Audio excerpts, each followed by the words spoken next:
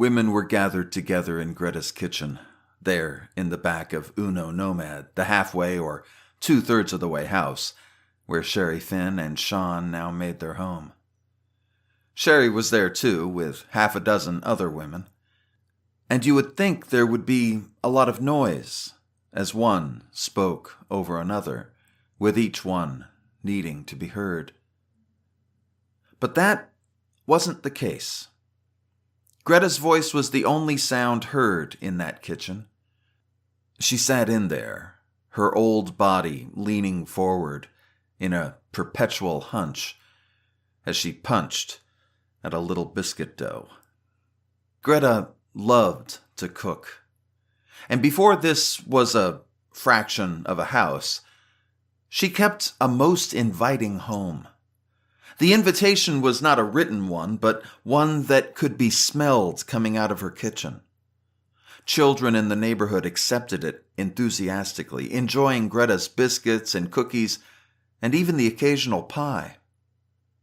And in her advancing years, Greta loved this, which is probably why she agreed to allow her son to handle her finances, including her home, just as long as she could keep on cooking for the neighborhood kids. The neighborhood kids looked a bit differently these days, a bit more gaunt, a bit more hungry. But Greta was happy to help. Greta only took in female boarders and preferred to take in women with children.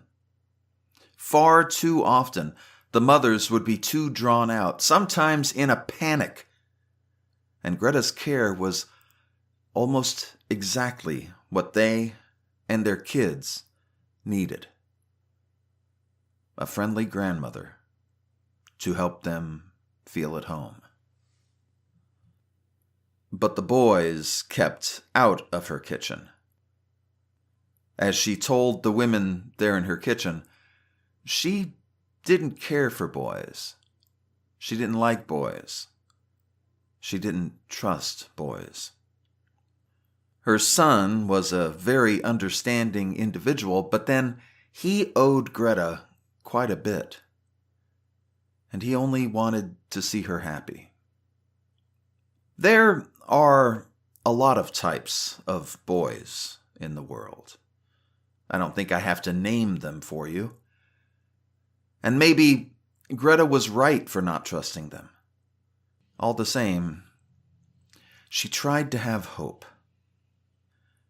"It's hard to be hopeful," she said, "because hope is just about the greatest thing there is." Sherry wished she could put a hand out and connect with Greta on a physical level, but she was standing behind several other women with the same idea. So she stood there and agreed with Greta. "I'm a white, middle-aged man. I'm the last person who should ever weigh in." That voice was my own. I had stepped out of my studio in Southern California and had stepped into Greta's foyer. 2 steps later, I was in the lounge surrounded by 4 young boys. Granted, at my age, a young boy could describe any male under 30. That's just age. I noticed Sean in there. Sean didn't speak much, but that's not unusual for a kid all alone, which is how Sean felt. Alone, without his mom or dad. His aunt had disappeared into another room, and even old Herbert was gone. I figure Sean's gotten pretty good at feeling alone. One of the other boys asked me to step into the kitchen and speak to Greta. Actually, it was more of a dare. Boys of a certain age would rather dare than ask. That age ends at around the time of retirement. I asked what the ladies were talking about, And the boys told me, which is why I said, I'm a white, middle-aged man. I'm the last person who should ever weigh in. Now, I could tell you that Greta and her tenants were discussing the insanely draconian anti-abortion measures that have been passing around the country. I could say that they were talking about Trump's deranged obsession with starting a war in Iran. They could be talking about Flint, Michigan, or Puerto Rico. Pick your place. Pick your travesty. Odds are, we made it happen. Who are we? Well, I'll get to that in a minute. Traditionally, it has always been the position of the white, middle-aged American male to tell everyone else what he thinks should be done. On the subject of war, we have an opinion. On the subject of peace, we have an opinion. On the subject of automobiles, fire ants, running shoes, chewing gum, earthquakes deep beneath the ocean's surface, women's uteruses, the upbringing of children, anything, we will tell you what to do. And speaking as a white, middle-aged American male who has made it his business to share his point of view, that doesn't leave me a whole lot of options. But if you would like to stay for just a bit, I would like to say just a few words. I promise I'll keep it short. I was born in 1965 in Orange, California. I had 2 white parents. They were so white, they met on a bus in New Jersey and knew they would be married nearly by the time they got off the bus. That's white. That's 1950s white. My parents had 3 children. My father abandoned us. My mom struggled to feed her kids, relied on government assistance for a short time, feared people with skin color, and eventually joined the Republican Party, which I guess is more 1970s white.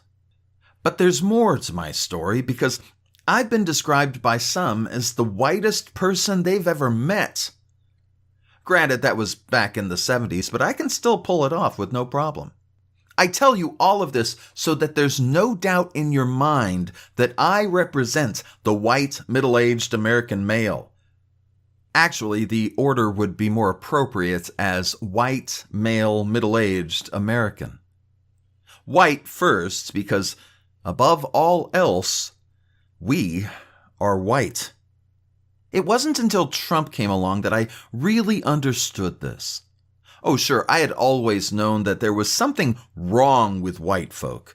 White folk fear and hate anyone else who isn't white folk. Yes, I'm going to be speaking in generalities. There's no way to avoid that. But bear with me because I think I have a way of working through those generalities. Anyway, back to white folk. The definition of white is subjective. It changes over time. We started out as a bunch of illegal immigrants who thought we were better than everyone else, so we poisoned the Native Americans. And those who wouldn't succumb to smallpox or cholera or whatever else got lead poisoning. We invited a bunch of other white folk and made them feel inferior. We really gave the Italians a hard time, but then we let them hate on the Irish just like the rest of us. Then we let the Irish join and dumped on the Asians. And then the Hispanics. And then the black folk. And then.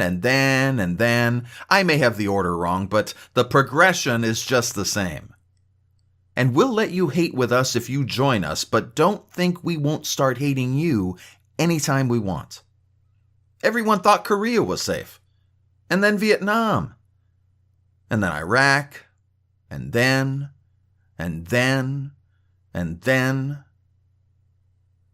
Above all else, though, we're white. But our gender is also a powerful identifier, and we live in the age of identity politics, after all. So we white men started early, making sure women knew that we wouldn't stand for their equality or their rights or their self-respect any more than we stood for it with the blacks or the Hispanics or the others or the others or the others. Sure, you got your right to vote for a man, but men have kept you out of the White House and much more. Men have told you that it's wrong for you to have control over your own bodies. They've used religion, marketing, movies, murder, anything they have wanted to use. White, male, middle-aged American. Our age group comes before our patriotism because there are no patriots anymore. Not among us. Besides, when we're young, we want to be seen as having the gravitas of someone older, and when we're old, we just wish we were younger. Fitting for middle age, we're looking out for ourselves and our own selfish agenda, keeping you in your place, keeping you down, keeping our boot on your freedoms and your rights and your neck.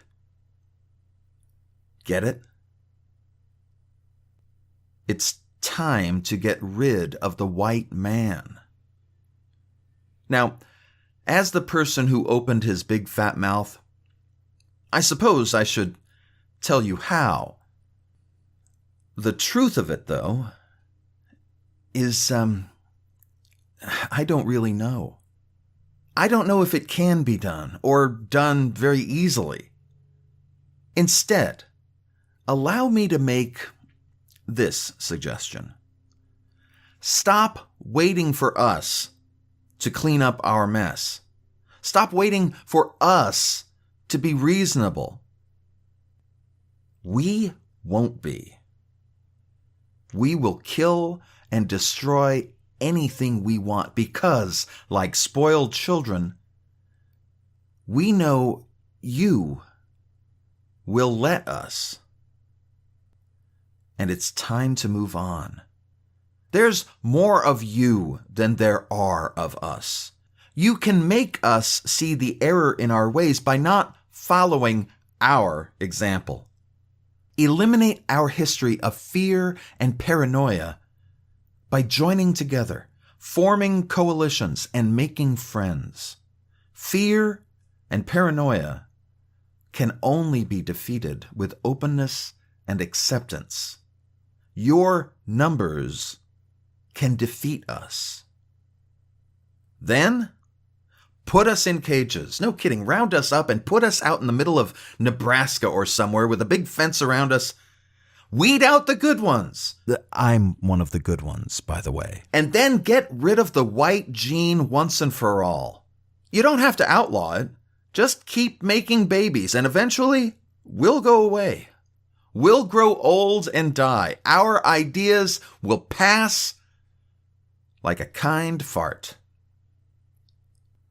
And it is my hope that the white, middle-aged American male will be forgotten one day, along with the time when women could be refused the right of their own bodies, and the days when starting a war in Iraq or Iran or pick your place would make us forget what a hands-down moron we have in the Oval Office. At least, that's my hope.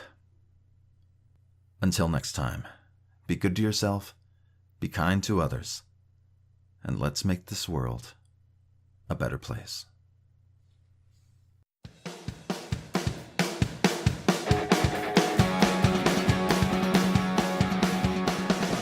This is Ken LaSalle, and I just wanted to thank you for stopping by for this episode of DC Home. For more information about myself and the work I do, I invite you to take a look at my website at kenlasalle.com. You can also find my work on Amazon, Audible, iTunes, and anywhere you find books and audiobooks available online. And look for the first DC Home compilation coming soon.